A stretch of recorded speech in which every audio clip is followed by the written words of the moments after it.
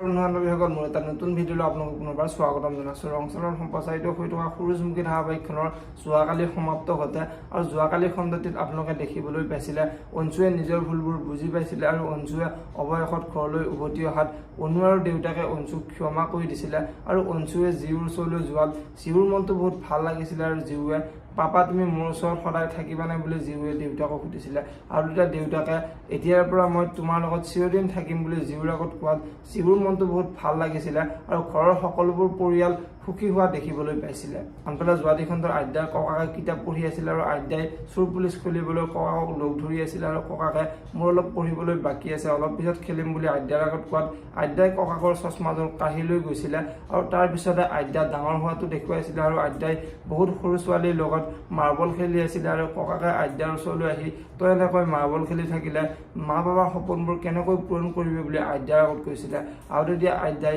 তুমি এনে মিছাতে চিন্তা কৰি থাকা, তুমি চিন্তা কৰিব নালাগে, মই মা দেউতাৰ সপোনবোৰ পূৰণ কৰিমেই বুলি ককাকৰ আগত কৈছিলে আৰু তেতিয়া ককাকে মোৰ তোৰ ওপৰত বিশ্বাস আছে, তই এদিন সূৰুযমুখী হৈ জিলিকিবি বুলি আইতাৰ আগত কোৱা দেখিবলৈ পাইছিলে আৰু এনেকৈয়ে সূৰুযমুখী ধাৰাবাহিকখন যোৱাকালি সমাপ্ত ঘটে। আপোনালোকে বাৰু সূৰুযমুখী ধাৰাবাহিকখনৰ কাহিনীটো চাই কেনে পাইছিলে তলত কমেণ্ট বক্সত কমেণ্ট কৰি জনাব আৰু চিৰিয়েলখন চাই যদি ভাল পাইছে তেনেহ'লে ভিডিঅ'টো এটা লাইক কৰি আমাৰ চেনেলটো ছাবস্ক্ৰাইব কৰি ল'ব এনেকুৱা ধৰণৰ আপডেট মোক পাই থাকিবলৈ। ধন্যবাদ।